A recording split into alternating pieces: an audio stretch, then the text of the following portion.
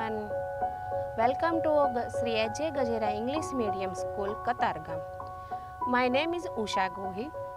આજે આપણે ભણીશું સબ્જેક્ટ ગુજરાતીમાં બારાક્ષરી. બારાક્ષરીના મતલબ આપણે ગુજરાતીનો મેઇન પોઈન્ટ છે જે વાંચતા લખતા શીખવા માટે આપણે બારાક્ષરી ઇમ્પોર્ટન્ટ છે જે આપણે જોઈ શકીએ છીએ. એની પહેલાં આપણે માત્રાઓ શીખવી જરૂરી છે, જેમ કે અ, આ, ઈ, ઉ, એ, ઐ, ઓ, ઔ, અહ જે આપણે માત્રાઓ શીખી ગયા છીએ એની પ્રમાણે આપણે બારાક્ષરી શીખવાની છે. જે સ્વર આપ્યા છે એને જ ધ્યાનમાં રાખીને બારાક્ષરી શીખવાની છે. સ્ટાર્ટિંગ કરશું ક થી.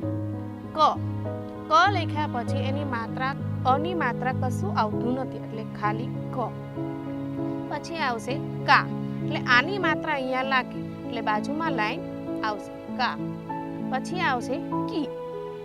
પછી આવે મોટી કી. મોટી કી લખ્યા પછી આવે આપણો નાનો ઉ એટલે કુ. પછી આવે મોટો ઉ. મોટા ઉની માત્રા કુ. પછી આવે કે. પછી આવે કઈ. પછી આવે કો. પછી આવે કૌ, કમ, કહ. તો આ આપણે માત્રાઓ જોઈ શકીએ છીએ. આ માત્રા જ પ્રમાણે આપણે આખી બારાક્ષરી શીખવાની છે. જેમ કે આપણે કની લાઈન કરીએ એવી જ રીતે ખની લાઈન. ખ લખ્યા પછી આની માત્રા સાથે ખા. ખા પછી ખી એટલે નાનો ઈની માત્રા ખી. પછી મોટી ઈની માત્રા ખી. પછી ખુ. પછી મોટો ખુ. પછી ખે. ખે પછી આપણે લખીશું ખઈ. ખઈ પછી ખો. ખો પછી ખવ. ખવ પછી ખમ. ખમ પછી ખહ.